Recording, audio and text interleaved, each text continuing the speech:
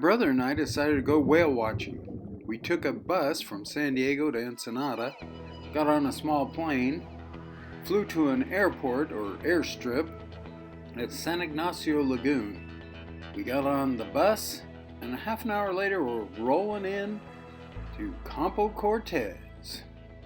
Campo Cortez is a little assortment of bungalows right there on San Ignacio Bay. The bungalows are nice, and if you get the deluxe one, it comes with its own pair of ospreys. After a long travel day, you get to see a Baja sunset. But in the morning, you're going to start getting briefed for your first trip out onto the lagoon to see the whales. I geared up, and so did my brother. They take you down, organize you, and then you jump into some open boats called pongas. From these pongas, that's where you're going to go out into the lagoon to go whale watching. We were off. Every eye was peeled on the horizon looking for a whale. And then suddenly, pull out the camera and go, hey, how do I work this thing? Whoops. And there it is, a whale. And you start snapping pictures like crazy. And you start thinking this is going to be like any old whale watching trip you've ever seen. You start seeing some great behaviors. And then you think, we're going to need a bigger boat. But then it happens. They come right up to your boat. What is going on? This is not going to be like any old whale watching trip you've ever taken. The whales come right up to the side of the boat. You can even reach out and touch one. Yeah, give a little whale love. The whales seem to like splashing, so you splash some water on them. Look at that guy, I think he's smiling. Hey, what's that big yellow growth on my arm? Oh well, I'll have it removed later. Yeah, people talk baby talk, they sing, they hum, they've even brought out guitars and ukuleles to serenade them. But whatever it takes, you want them to come in. It's just like crack cocaine. Once you get a touch of a whale, you want another.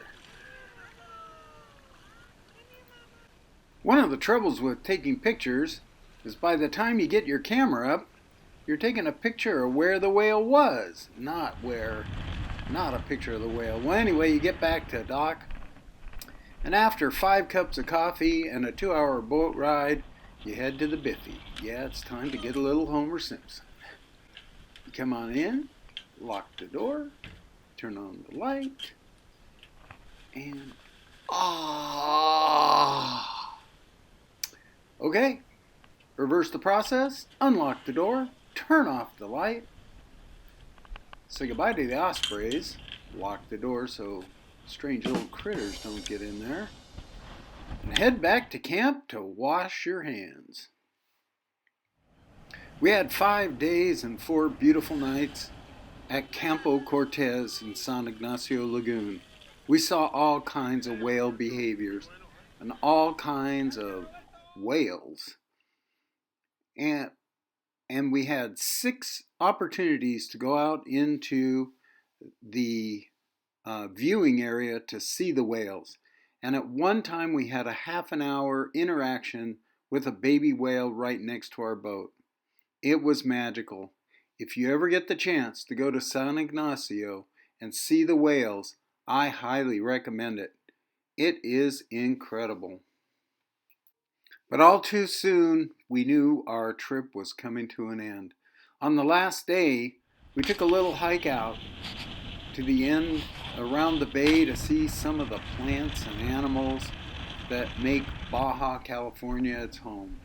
We also saw some bones of whales that had washed up on the beach, and they put them in a nice little area so you could kind of get an idea of these creatures, what they look like on the inside.